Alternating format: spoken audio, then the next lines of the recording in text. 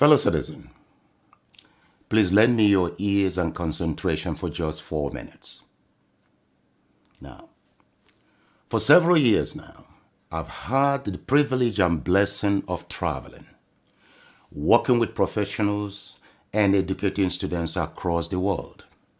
UK, China, Singapore, Malaysia, South Africa, Greece, and counting.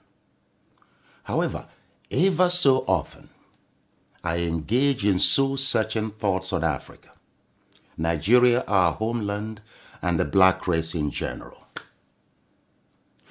You see, I can't seem to work out why, despite abundant human and natural resources and exemplary achievements of Nigerian professionals abroad, our nation remains backward in all indices of human progress.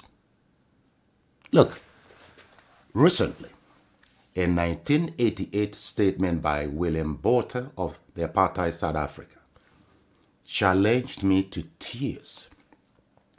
Now, he said, black people cannot rule themselves because they don't have the brain and mental capacity to govern a society. You give them guns, they'll kill themselves. Give them power, they will loot the treasury. Give them independence and democracy, they will use it to promote tribalism, ethnicity, bigotry, hatred, killings, and wars. Now, fellow citizen, let me challenge you. Have you, your leaders or government, proved this racist South African wrong since the statement in 1988? Think about that. You see, we are the only race that is ready and willing to sacrifice meritocracy, national development and progress, to favor protection of tribal and religious loyalty, despite the recycling consequences before us since independence. Take a look at the literacy rate of Nigeria. At 62% national average for adults in general, and 65.1% for young adults of 15 to 24. One expects informed national decisions with positive national impacts on, for example, the quality of the elected national leaders. Not really in our case. We are not moved by the economic and security realities and human suffering in our nation. We are not moved by the quality of our leaders or how and why the black man is being ridiculed worldwide, providing our tribe, political party, or religion controls political power. That's shameful.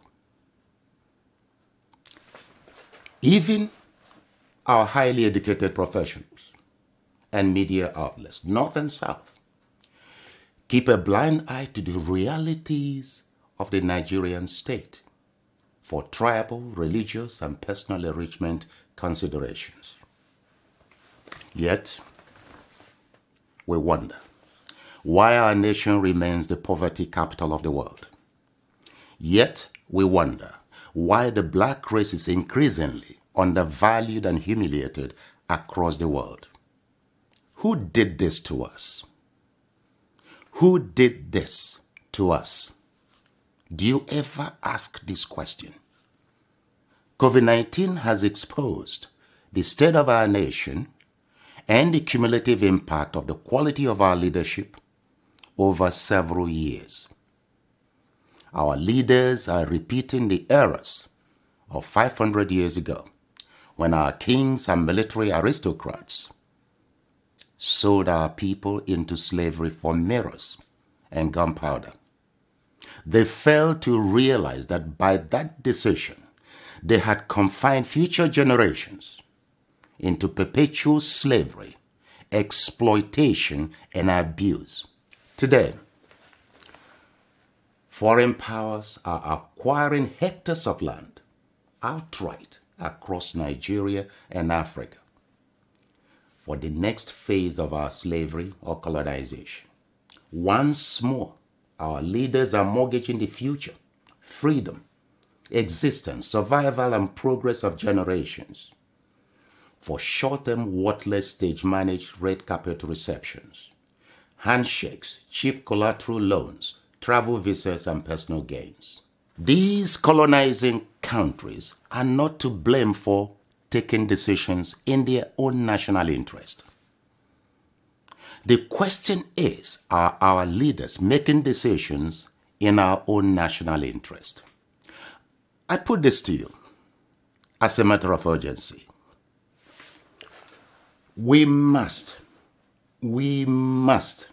identify, develop, and embrace a new breed of competent and patriotic leaders who desire to see our nation and Africa free, help Africans develop confidence in themselves, their future, their culture, their food, dress codes, and the way they walk and talk, and to take full control of their natural resources and national borders.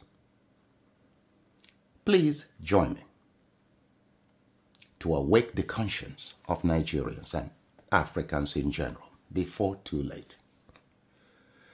Share this video as a duty